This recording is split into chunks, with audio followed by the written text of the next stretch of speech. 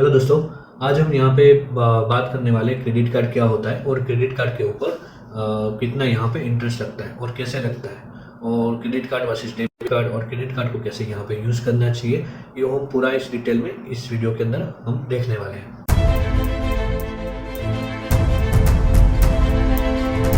चलिए अभी हम सब बेसिक क्वेश्चन से स्टार्ट करते हैं और देखते हैं कि क्रेडिट कार्ड हमारे लिए फायदेमंद है या हमें नुकसान करने वाला है। क्रेडिट कार्ड एक ऐसा माध्यम है जो बैंक या फिर जो भी कार्ड इश्यूअर है, जो भी कार्ड इश्यू करता है, वो आपको एक प्री डिफाइंड लिमिट देता है जिससे आप कुछ भी चीज़ें परचेस कर सकते हो, और आपको कोई भी चीज़ लेनी हो तो उसके लिए आप इसका यूज़ कर सकते हो। उसको आपको एक प्री डिफाइंड लिमिट दी जाती है, और वो जो लिमिट होती है वो आपके क्रेडिट स्कोर के ऊपर आपको क्रेडिट स्कोर के बेस पे आपको वो लिमिट मिलती है कि आपके जो बैंक में ट्रांजेक्शन्स होते हैं उसके ऊपर आपको उसकी लिमिट मिलती है। बेसिकली लिमिट 50,000 से 1 लाख के बीच में सबको मिल जाती है यहाँ पे। तो बैंक ट्राई करती है कि जितना मैक्सिमम आपको मिले, और जितना आप ज़्यादा क्रेडिट कार्ड का यूज़ करोगे उतना बैंक के लिए फ़ायदा होता है, क्योंकि वो उसके ऊपर इंटरेस्ट आपसे चार्ज कर। जैसे बैंक ने आपको 1 लाख की क्रेडिट लिमिट दी है, राइट। आप क्रेडिट लिमिट में आपने कुछ परचेस कर लिया, जैसे कि आपने कुछ 4,000 5,000 की ग्रोसरीज ले ली, आपने कुछ 3-4 हज़ार का आपने कुछ शॉपिंग कर दिया, या फिर आपने 2-3 हज़ार का कुछ आपने फ्यूल आपने डलवा दिया, राइट।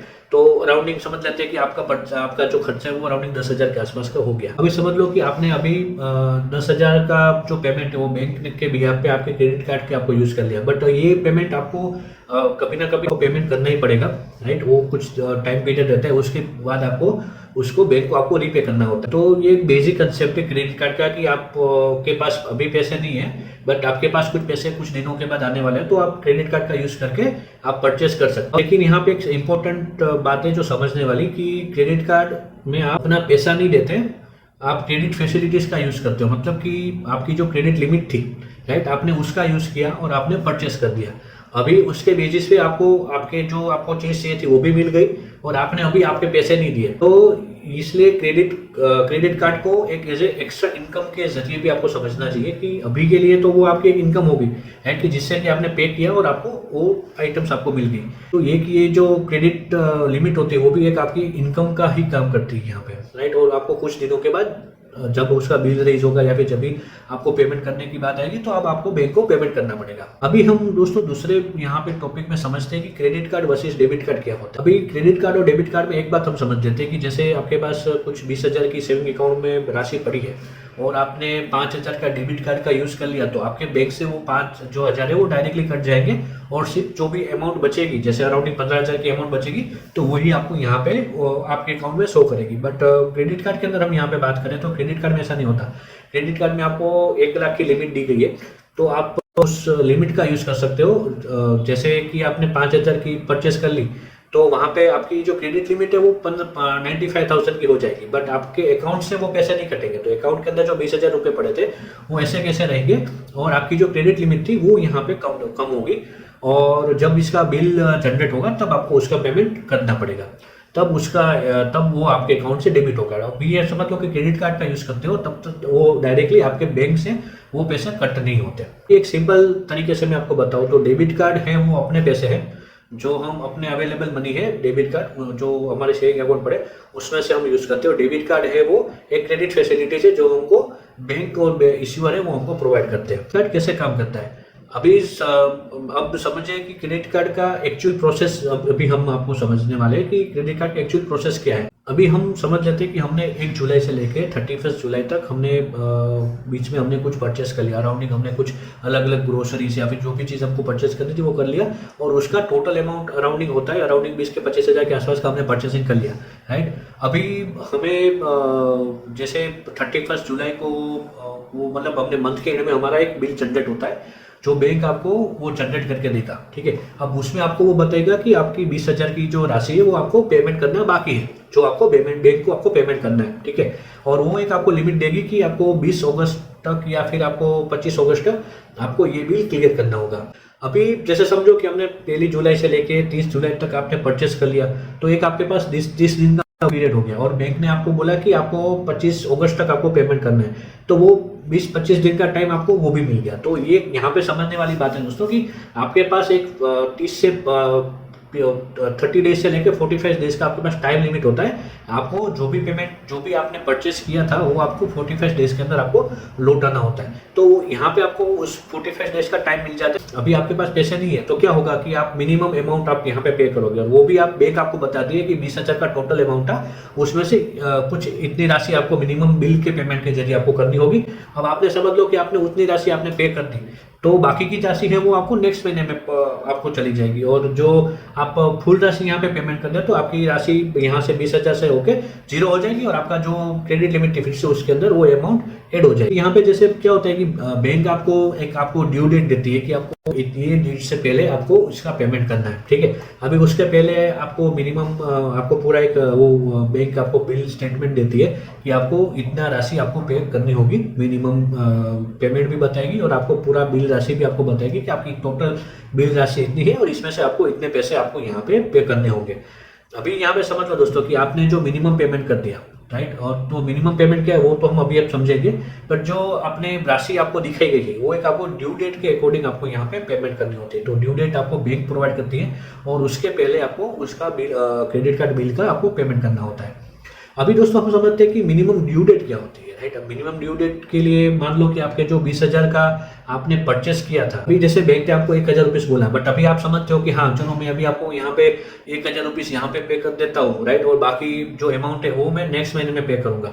तो ये आपकी सबसे बड़ी गलती होती है। यहाँ पे सब लोग यही गलतियां बार बार करते हैं कि मिनिमम पेमेंट ही यहाँ पे करते हैं, राइट, जिससे क्या होता है कि अगले महीने वो राशि चली जाएगी, प्लस उसके अंदर आपका इंटरेस्ट भी ऐड करके आएगा। अब यहाँ पे एक ये बात है कि आपको हर महीने यहाँ पे इंटरेस्ट भी लगने वाला है। तो बैंक आपको हर स्टेटमेंट में बताती है कि आपको यहाँ पे मिनिमम पेमेंट रेशियो इतना होना चाहिए, मिनिमम पेमेंट आपको इतना तो करना ही पड़ेगा, और फुल पेमेंट राशि भी आपको बताएगी कि इतनी आपकी फुल पेमेंट राशि है तो उसको आपको पे करना होगा।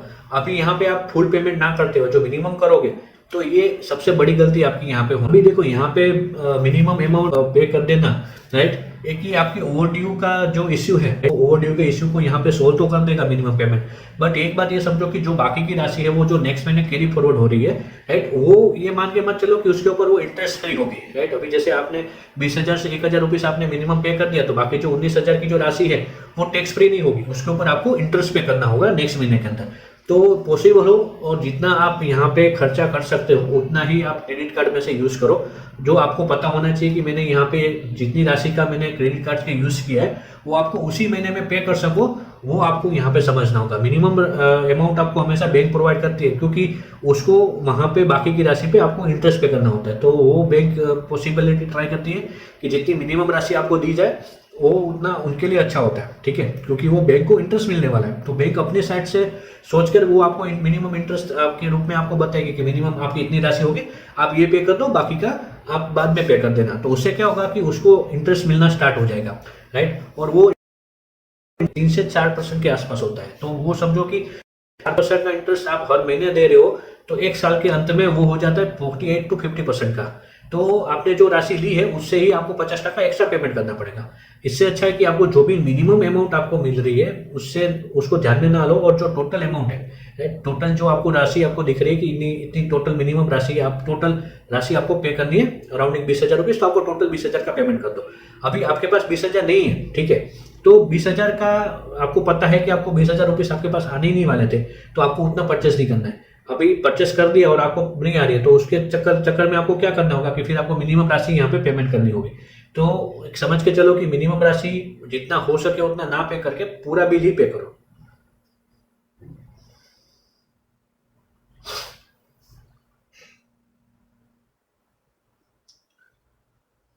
अब इसीलिए पॉसिबल हो तो मिनिमम जो ड्यू है उसको टारगेट ना करो, और अगर पॉसिबल हो तो फुल स्टेटमेंट बैलेंस जो आपको दिख रहा है उसको ही पूरा आपको ड्यू डेट से पहले ही पेमेंट करो। जिससे क्या होगा कि ड्यू डेट से आने से पहले आप पूरा पेमेंट करोगे तो आपका जो क्रेडिट लिमिट है वो भी इंक्रीज हो सकती है, और साथ साथ में आपके जो क्रेडिट स्कोर है वो भी आपका यहाँ पे उसके साथ इम्प्रूव होगा, राइट। तो आप जितना पॉसिबल पेमेंट ज्यादा करोगे उससे बैंक को आपके ऊपर ट्रस्ट आएगा, और वो आपके ऊपर आपकी जो लिमिट है, राइट, जो आपको 1 लाख की लिमिट दी थी वो आगे चल के 1.5 लाख या 2 लाख की हो सकती है। और उसके साथ साथ में आपके जो क्रेडिट स्कोर के बीच पे आपको जो लिमिट मिली थी, यानी कि आपका क्रेडिट स्कोर भी यहाँ पे आपका इंक्रीज होगा। तो आपके लिए हमेशा ये जरूरी है कि मिनिमम बिल को ध्यान में ना रखते हुए फुल बिल को पेमेंट यहाँ पे आपको करना चाहिए। अभी यहाँ पे हम देखते हैं कि क्रेडिट कार्ड पे इंटरेस्ट कैसे लगता है। अभी देखो, मैंने जैसे अभी आपको थोड़े टाइम पहले ही आपको यहाँ पे बताया कि अगर आप इंटरेस्ट एलिजिबल फ्री पीरियड के अंदर फुल पेमेंट नहीं करते तो एप्लीकेशन इंटरेस्ट और फाइनल चार्जेस लग सकते हैं। हाँ, अभी जैसे समझो कि आपने जो एलिजिबल ड्यू डेट जो थी उसके अंदर आपने सिर्फ मिनिमम बिल का पेमेंट किया है और बाकी की राशि है, तो आपको उसके ऊपर आपको इंटरेस्ट यहाँ पे लग सकता है। और एक दूसरी बात कि जो भी आपने आप उसी कैटेगरी के अंदर आ जाते हो, राइट, आपके फ्री पीरियड के अंदर ही आप फुल पेमेंट नहीं करते हुए आप पेमेंट नहीं करते, तो आपको मतलब फुल पेमेंट किया, आपको मिनिमम पेमेंट से भी आपने ज्यादा कर दिया बट आपने पूरा पेमेंट नहीं किया, तो भी आप इस कैटेगरी में आ जाओगे और आपको यहाँ पे इंटरेस्ट लगने वाला है। और क्रेडिट कार्ड का जो इंटरेस्ट होता है वो अराउंडिंग मतलब काफी हाई हो सकता है, ठीक है। और वो हर एक बैंक का अलग अलग होता है, तो हर एक बैंक आपको अलग अलग प्रोवाइड करते हैं इंटरेस्ट रेट। तो आपको सबसे पहले जब आप कार्ड परचेस कर रहे हो या फिर आप अप्लाई कर रहे हो क्रेडिट कार्ड के लिए, तो आपको वहाँ पे पहले सबसे पहले आपको समझना होगा कि आपको इसके ऊपर कितना इंटरेस्ट यहाँ पे आपको लगने वाला है। तो वो सबसे पहले आप पूछो और उसके बाद आप यहाँ से क्रेडिट कार्ड का परचेस करो।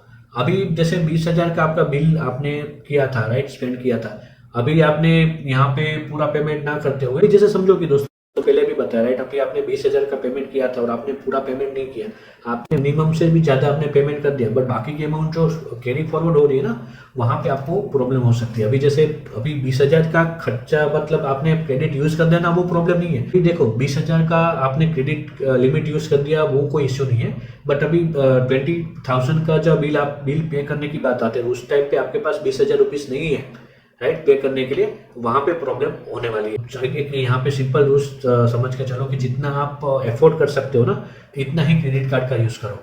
अभी बाकी जो अमाउंट बचने वाली है उसके ऊपर आपको इंटरेस्ट लगेगा। अभी हर बैंक अलग अलग होता है, किसी का 13% होता है, किसी का 14% है, किसी का 15% भी होता है, किसी का 18% भी आपको यहाँ पे इंटरेस्ट लगता है, राइट।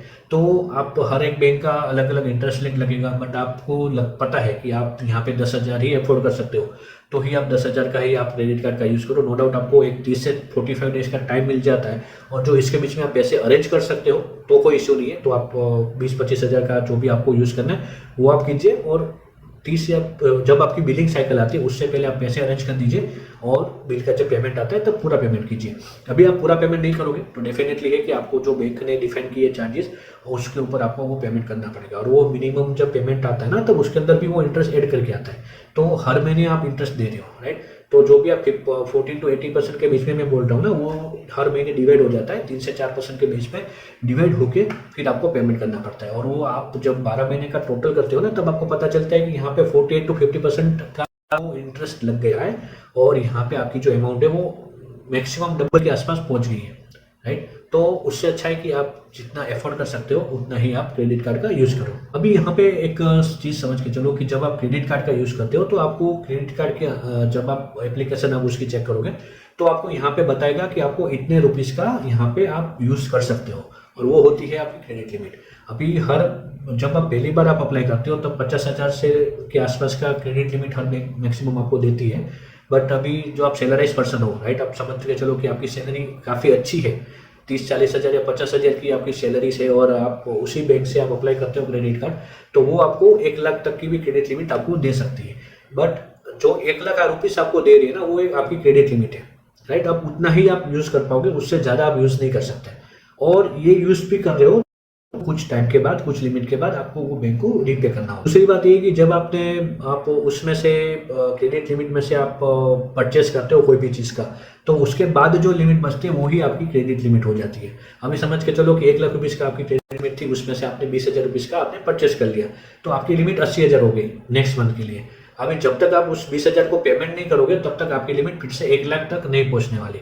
तो वो चीज को समझ के चलो कि जो क्रेडिट कार्ड है वो डेफिनेटली अलग की इनकम है, बट ये मान के मत चलो कि वो खुद के पैसे हैं, ठीक है। वो आपके पैसे नहीं है, वो बैंक के पैसे हैं, और बैंक इसके ऊपर आपको चार्ज लगाती है, ठीक है।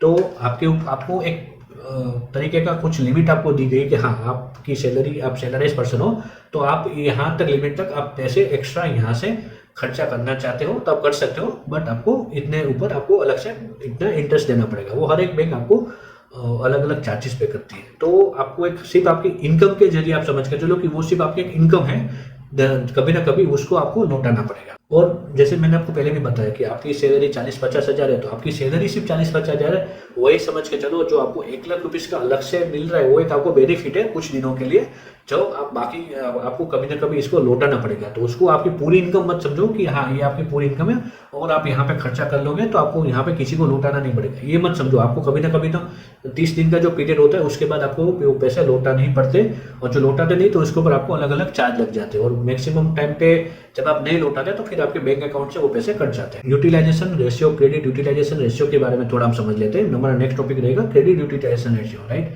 अभी हम क्रेडिट यूटिलाइजेशन रेशियो को समझे तो इसको ब्रॉडली बताना है कि आपकी अपनी जो क्रेडिट लिमिट है कितना यूज कर रहे हो, राइट।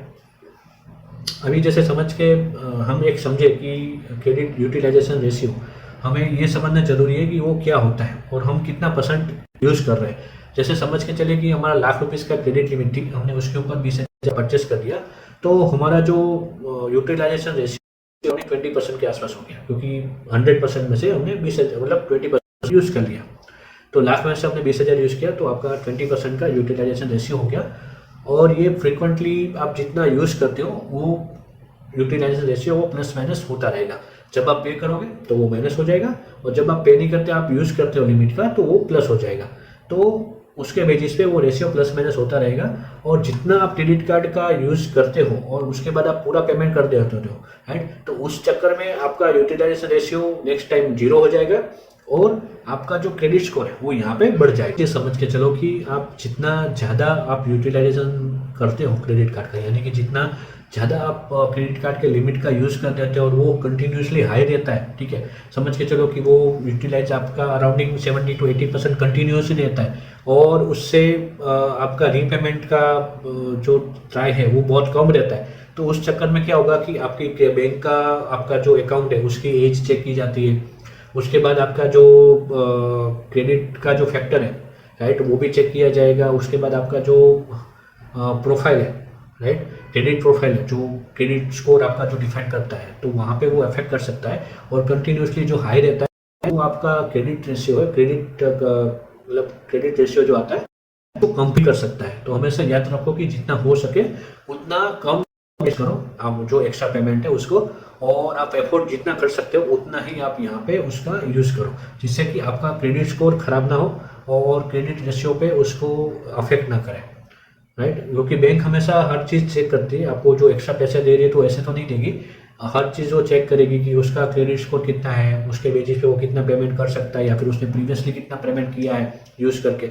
तो वो सारी चीज़ें चेक होती है। उसके बाद आपको क्रेडिट लिमिट इंक्रीज करके भी मिलेगी, और जो आपका क्रेडिट स्कोर अच्छा है और आप कंटिन्यूसली पे करें तो डेफिनेटली है कि वो बैंक चाहेगी कि आप बैंक आपको और पैसे देगी कि हाँ भाई तू खर्चा कर, और तू रीपेमेंट भी कर सकता है, क्योंकि तेरा जो क्रेडिट स्कोर है वो अच्छा दिख रहा है, तूने प्रीवियसली भी पेमेंट किया है। तो वो सारी चीज़ें वो चेक होती है, तो उसके बेसिस पे आपका यूटिलाइजेशन रेशियो भी वो उसके अकॉर्डिंग रहेगा। दूसरी बात ये कि बहुत लोग बताते हैं कि क्रेडिट कार्ड से जो क्रेडिट स्कोर है वो इम्प्रूव होता है कि नहीं। देखो जैसे मैंने आपको पहले भी बोला कि क्रेडिट कार्ड आपने लिया है बट आपने क्रेडिट कार्ड का यूज नहीं करते, तो उससे आपके सिविल स्कोर पे कोई फर्क नहीं पड़ता।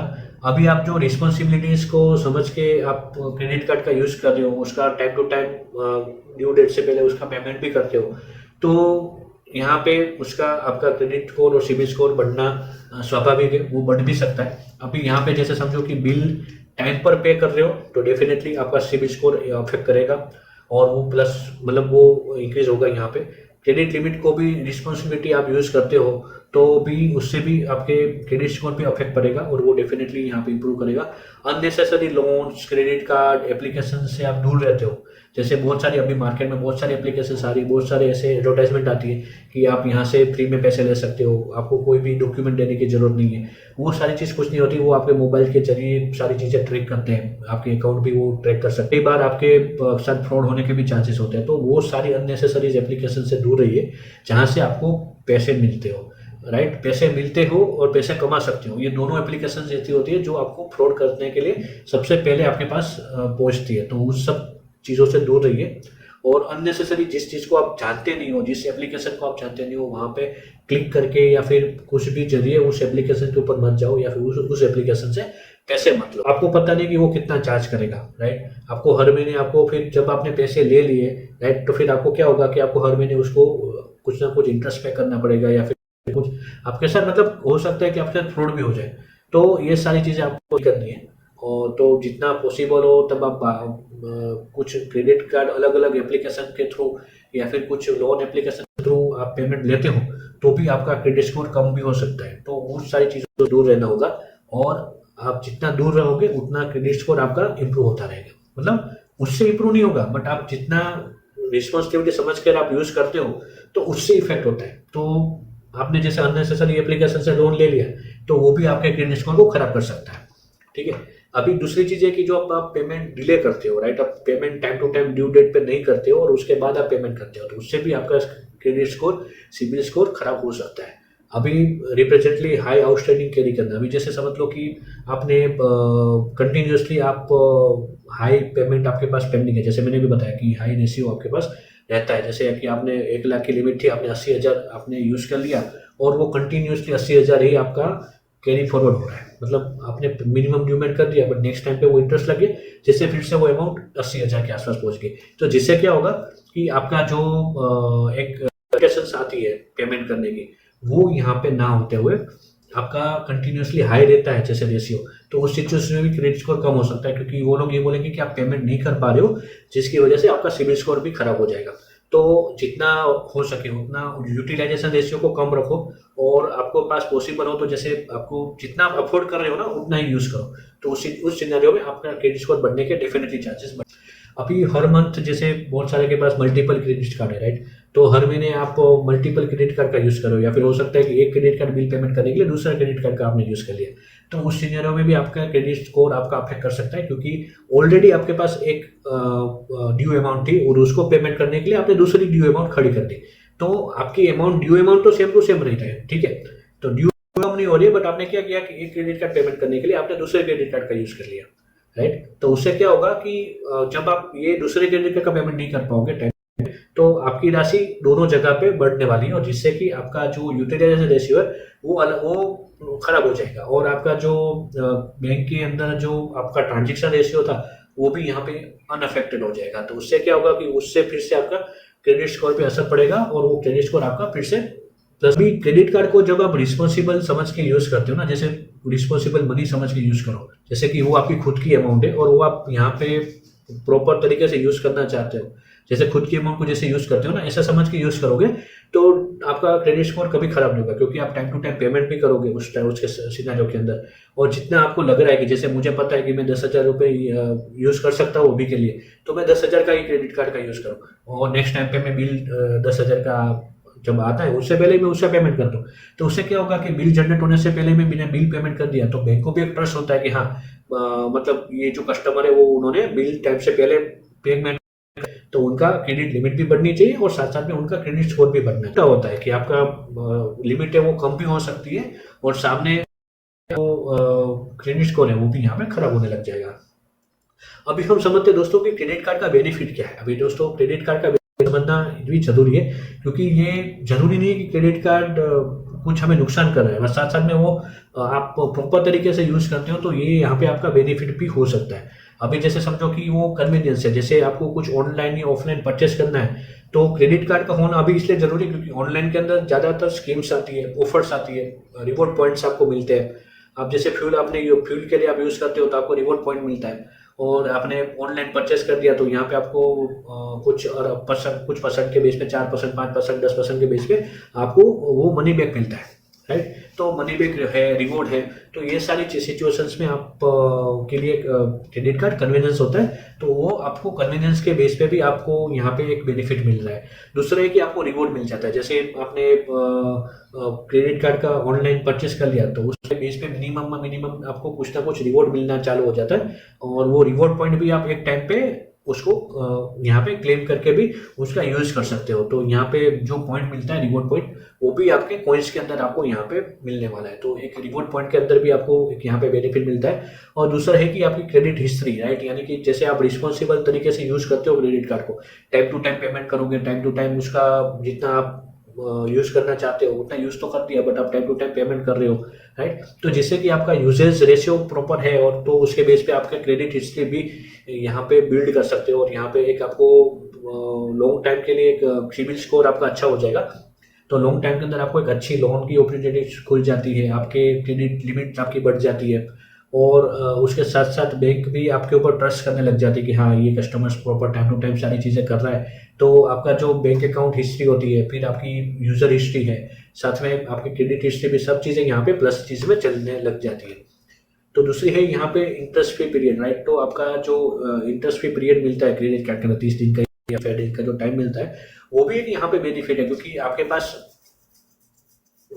एक चीज़ है कि जैसे आपके पास पैसे नहीं है बट आपने यहाँ पे क्रेडिट कार्ड का यूज़ कर लिया, तो आपको एक टाइम पीरियड मिल गया 30 दिन का या 45 दिन का आपको टाइम मिल गया कि जिसके अंदर आप पेमेंट कर पाओ। तो ये 30 दिन का और 45 दिन का जो फ्री इंटरेस्ट रेट जो पीरियड था, उसका भी आप प्रॉपर तरीके से यूज़ करके आप यहाँ पे एक अच्छा एडवांटेजेस ले सकते हो। और दूसरी चीज़ है कि जैसे आपको ऑफर्स मिल जाती है, राइट। अभी बहुत सारे मतलब कहीं ना कहीं जगह पे आप जहाँ पे क्रेडिट कार्ड यूज़ करते हो ऑनलाइन या ऑफलाइन जरिए, राइट, तो आपको ऑफर्स मिल रही होती है, तो वो ऑफर्स का भी आप ले सकते हो। जैसे ट्रैवल्स में आपके ऑफर्स बढ़, अभी जैसे समझो कि आपकी हिस्ट्री सारी चीज़ें अच्छी है तो आपको ऑफर्स भी ज़्यादा मिलेगी। अभी यहाँ पे ट्रैवल्स के लिए भी आपको प्लेन टिकट है, ट्रेन टिकट है, उसमें भी आपको बेनिफिट मिल रहा होगा। शॉपिंग के अंदर भी बेनिफिट मिलेगा आपको। डाइनिंग के अंदर भी जैसे कोई पे भी आप ऑनलाइन डाइनिंग में जाते हो तो वहाँ पे भी आपको बेनिफिट मिल जाता है, राइट। आपका ऑनलाइन बुकिंग हो जाता है टेबल्स का। और उसके बाद आप अभी जैसे समझो कि आप क्रेडिट कार्ड लॉन्च के अंदर जाते हो, राइट। अभी जब भी कभी आप ट्रैवल कर रहे हो एरोप्लेन से, तो उसका जो लॉन्च होता है, राइट, तो वहाँ पे भी आपको फ्री एंट्री के भी चांसेस बढ़ जाते हैं। वहाँ पे आपके कार्ड एलिजिबल होता है तो आपको वो फ्री लॉन्च का भी आपको वो बेनिफिट मिल जाता है। तो बहुत सारी चीज़ें ऐसी है जहाँ पे आपको बहुत अलग अलग कैटेगरीज में आपको यहाँ पे रिवॉर्ड मिलना स्टार्ट हो जाता है, और रिवॉर्ड्स के जरिए भी आप यहाँ पे बेनिफिट ले सकते हो। तो ये हो गए क्रेडिट कार्ड के एडवांटेजेस। अभी हम समझते हैं कि क्रेडिट कार्ड के रिस्क क्या है, राइट। अभी क्रेडिट कार्ड लेना जितना अच्छा है, जितना बेनिफिट है, उतना रिस्क भी है। जो हम समझ के प्रॉपर तरीके से यूज़ ना करें तो उसके ऊपर रिस्क भी होता है। तो अभी जैसे समझ लो कि आपने रिस्क के अंदर समझे, तो सबसे पहला है ओवर स्पेंडिंग, राइट। यानी कि आपने लिमिट से ज़्यादा आपने यूज़ कर लिया। अभी जैसे समझो कि क्रेडिट कार्ड का स्वैप करना हर जगह पे ईजी हो गया, क्योंकि आप क्रेडिट कार्ड है, आपने स्वैप किया और आपने परचेस कर लिया। बट जितना ज़्यादा परचेस करोगे उतनी आपकी लिमिट है वो कम होती जाती है, और ज़्यादा लिमिट परचेस हो जाता है, ज़्यादा लिमिट का परचेस हो जाता है, तब वो ओवर स्पेंडिंग के अंदर चला जाता है। और उसमें क्या होगा कि आपका जो बिल पेमेंट का आएगा पीरियड, उस टाइम पे आप बिल पूरा पेमेंट नहीं कर पाओगे, और उसके बाद आपके हर महीने अमाउंट कैरी फॉरवर्ड होती रहेगी और आपके पैसे के ऊपर आपको इंटरेस्ट देना पड़ जाएगा। तो यहाँ पे ओवर स्पेंडिंग कभी मत करो। जितना आपकी हैसियत हो, जब जितना आप यहाँ पे पेमेंट कर सकते हो, उतना ही आप यहाँ पे उसका यूज करो। दूसरी है कि मिनिमम ड्यू ट्रिप। अभी मिनिमम अमाउंट पे कर रहे हो, राइट, तो बाकी के जो अमाउंट कैरी फॉरवर्ड हो रही है पर और चार्जेस लग जाते हैं, और जितना इंटरेस्ट लग जाएगा तो एक टाइम के बाद, मतलब 1 साल के बाद भी आप देखो तो अराउंडिंग आपको डबल पेमेंट करना पड़ जाएगा। तो जो आपको लिमिट थी, जो आपने यूज़ किया था, उससे ऊपर भी आपका पेमेंट करना है, तो साथ साथ जो लिमिट थी ना वो ऑटोमेटिक कम हो जाएगी। अभी दूसरा है कि लेट पेमेंट। अभी आपने समझ के चलो कि आपको जब बिलिंग डेट आ जाती है, ड्यू डेट आ जाती है पेमेंट की,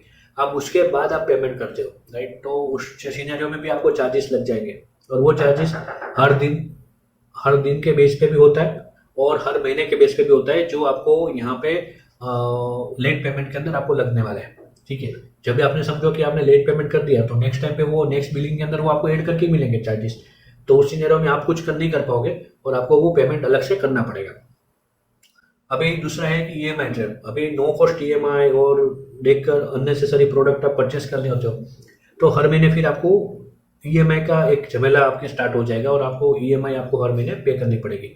तो वो अननेसेसरी नो कॉस्ट ईएमआई वाला जो ऑप्शन है, आपको जरूरत ना हो तब तक उसका यूज़ ना करो, और आप यूज़ कर भी रहे हो तो उसका पेमेंट आपके पास होना चाहिए, जब आप उसको वन स्लॉट में ही आप उसका पेमेंट कर सको। तो उसको नो कॉस्ट ईएमआई का भी एक आपका ईएमआई ट्रैप है, वो बहुत ज़्यादा अभी यहाँ पे आपको अफेक्ट करेगा और आपके क्रेडिट स्कोर को भी अफेक्ट कर सकता है। क्रेडिट कार्ड, एक बात समझो कि क्रेडिट कार्ड प्रॉब्लम नहीं है, उसको अनकंट्रोल में स्पेंडिंग करना, अननेसेसरी यूज़ करना, जब भी चाहिए तब क्रेडिट कार्ड को स्वैप कर देना, वो चीज़ें सबसे ज़्यादा नुकसान करती है। और यही चीज़ें आप यहाँ पे बहुत सारे लोग गलती करते हैं, जिससे कि बाद में वो बोलते हैं कि क्रेडिट कार्ड यूज़ करना सही नहीं है, बहुत ज़्यादा नुकसान हो रहा है, राइट। बट आप समझ के चलोगे, प्रॉपर तरीके से यूज़ करोगे, तो आप रिवॉर्ड, बेनिफिट और सबका यहाँ पे आप बेनिफिट ले सकते हो। क्रेडिट कार्ड भी आपको बेनिफिट देगा, एक आपकी अलग इनकम बन के रहेगा आपके साथ, और आपको जब ज़रूरत पड़ती है तब आपको क्रेडिट कार्ड का यूज़ करके आप पेमेंट भी कर पाओगे, और टाइम टू टाइम आप पेमेंट का रीपेमेंट भी कर देते हो, तो आपका लिमिटेशन भी बढ़ेगी, आपका क्रेडिट स्कोर भी बढ़ेगा। तो यहाँ पे बेनिफिट बहुत ज़्यादा है, और डिसएडवांटेज से ज़्यादा एडवांटेजेस यहाँ पे बहुत ज़्यादा दिख रहे हैं आपको। तो प्रॉपर तरीके से यूज़ करो, ओवर स्पेंडिंग ना करो, और जितना ज़रूरी नहीं है तब तक क्रेडिट कार्ड का यूज़ ना करो। आपके पास कैश अवेलेबल है, फ़ोन पे है, मतलब ऑनलाइन आपके पास पेमेंट करने का जरिया है, तो आप उसको सबसे पहले यूज़ करो। और जब आपको लगता है कि हाँ, मुझे उससे ज़्यादा पेमेंट का ज़रूरी है, और मुझे अर्जेंट में कुछ पेमेंट, आपको बड़ा पेमेंट करने का हुआ, तो उस सिचुएशन में आप क्रेडिट कार्ड का यूज़ कर सकते हो। अभी दूसरा है कि क्रेडिट कार्ड यूज़ करने के 7 गोल्डन रूल्स के बारे में मैं अभी बताऊंगा, जो दोस्तों मैंने आपको पहले भी बोला था कि मैं, आप लास्ट में बने रहिए, मैं आपको 7 गोल्डन रूल्स के बारे में बताने वाला हूँ। तो सबसे पहले रूल्स में आता है फुल बिल पेमेंट, राइट। तो जितना हो सके फुल बिल पेमेंट करो, और मंथली आपका जो बिल बनता है, मंथली जो बैंक आपको बिल देती है, उसको आपको पूरा का पूरा पेमेंट करना होगा, और जितना पूरा पेमेंट करते हो तो ये एक एडवांटेजेस यहाँ पे हो जाता है, और आपकी लिमिट बढ़ जाएगी। को इनकम मत समझो, और आप इसकी जवाबदारी तरीके से आप समझो। एक बात आप यहाँ पे समझ के चलो कि जो आपको यहाँ पे जो क्रेडिट कार्ड के अंदर जो आपको पेमेंट मिल रहा है, वो आपकी इनकम है, बट वो आपको कभी ना कभी लौटा नहीं है। ये प्योर आपकी खुद की इनकम नहीं है। बैंक ने आपको एक लिमिटेशन दी है कि आपकी सैलरी से ज़्यादा आप यूज़ करना चाहते हो, तो आप ये क्रेडिट कार्ड का यूज़ करो, और इस 30 दिन का और 30 डेज और 45 डेज का जो टाइम लिमिट होता है, उसके अंदर आपको रीपेमेंट करना पड़ेगा। तो ये आपकी सैलरी नहीं, एक आपकी लोन है, ये समझ के आप यूज़ करोगे तो आप उसको प्रॉपर तरीके से यूज़ कर पाओगे। दूसरी है कि मिनिमम ड्यू डेट पर डिपेंड मत हो। मिनिमम ड्यू डेट का, मिनिमम ड्यू पेमेंट का जो ऑप्शन होता है, उसको ड्यू पेमेंट को मिनिमम देखो ही मत, और पूरा पेमेंट करो। अब एक बजट सेट करो कि आपको कितना बजट आपकी सैलरी के ऊपर है, और आप कितना खर्चा कर सकते हो, तो उसके बेसिस पे बजट सेट होगा, तो आप प्रॉपर यूज़ कर पाओगे।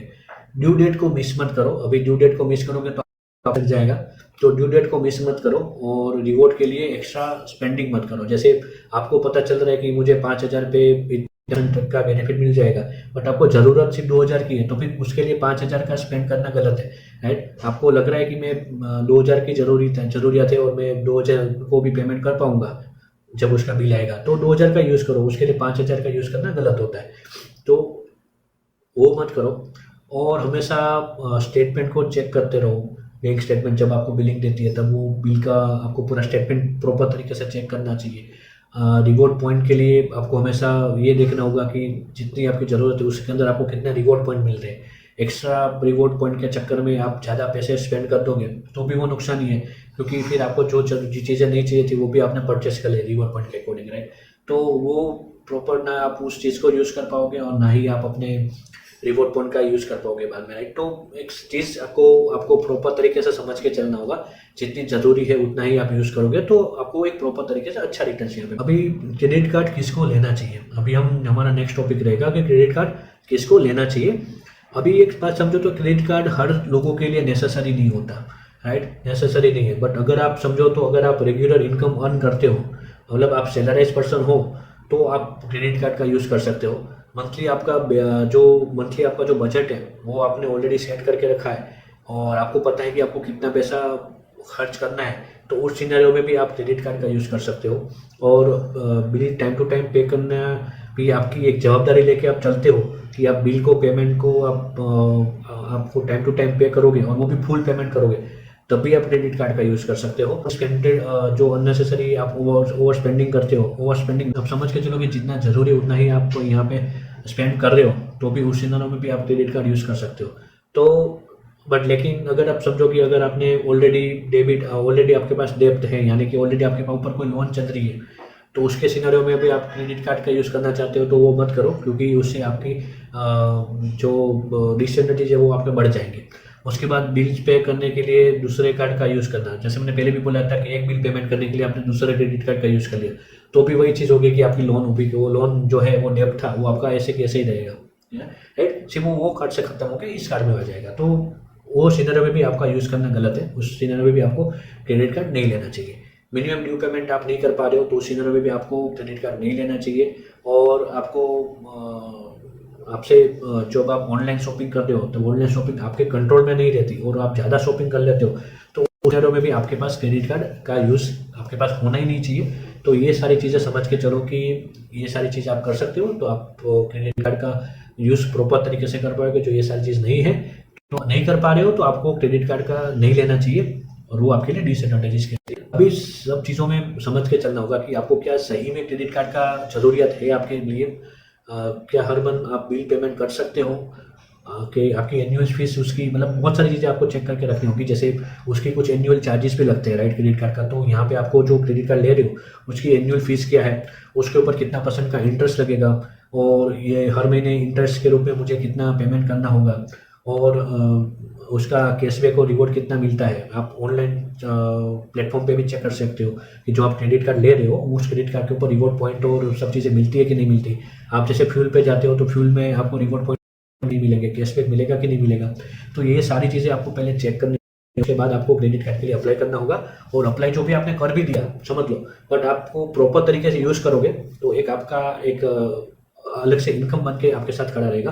बट जो आपको उसको प्रॉपर तरीके से यूज़ नहीं कर पाए तो ये ही आपकी इनकम एज ए लोन बन जाएगी, ठीक है। तो आपको यहाँ से अलग से पेमेंट करना पड़ेगा, इसके ऊपर इंटरेस्ट पे करना पड़ेगा। तो सबको प्रॉपर तरीके से चलोगे तो बेनिफिट भी है, आप प्रॉपर यूज़ नहीं करोगे तो आपको डिसएडवांटेजेस है।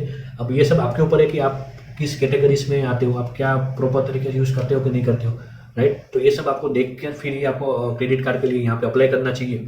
तो दोस्तों अभी तक आप इस वीडियो में यहाँ तक आ चुके हो तो डेफिनेटली कि आप क्रेडिट कार्ड के बारे में पूरी डिटेल समझ चुके होंगे। और जो आप समझ लिया तो आप इस वीडियो को शेयर भी जरूर कीजिए, क्योंकि बाकी लोग भी इस वीडियो को जरूर समझे और यहाँ पे समझकर प्रॉपर तरीके से क्रेडिट कार्ड का यूज़ कर सके, और उसको एज ए अलग से इनकम ना समझकर उसकी जवाबदारी के लिए आप उसको एज ए लोन समझकर प्रॉपर यूज़ करोगे तो डेफिनेटली है कि क्रेडिट कार्ड आपके लिए एक अच्छा प्लेटफॉर्म साबित हो सकता है। और इस वीडियो में दोस्तों हम इतना ही समझेंगे। बाकी आप वीडियोस चेकआउट करना चाहते हो SIP के रिगार्डिंग, इन्वेस्टमेंट के रिगार्डिंग, तो इसी चैनल पे आपको बहुत सारे वीडियोस मिल जाएंगे। उस सारे वीडियोस को आप चेकआउट जरूर कीजिए और इन्वेस्ट करने का भी आप तरीका आप सीखिए और इन्वेस्टमेंट स्टार्ट कीजिए। और दोस्तों आप मुझे कमेंट करके जरूर बताइए कि आपने कौन सा क्रेडिट कार्ड लिया है। तो मुझे क्रेडिट कार्ड करके आप मुझे कमेंट जरूर कर सकते हो। और आपको कुछ भी क्वेश्चन है इसके रिगार्डिंग तो डेफिनेटली आप मुझे क्वेश्चन पूछिए, मैं आपके आंसर देने की पूरी कोशिश करूंगा। अब दोस्तों मिलेंगे नए वीडियोस में, तब तक जय हिंद जय भारत।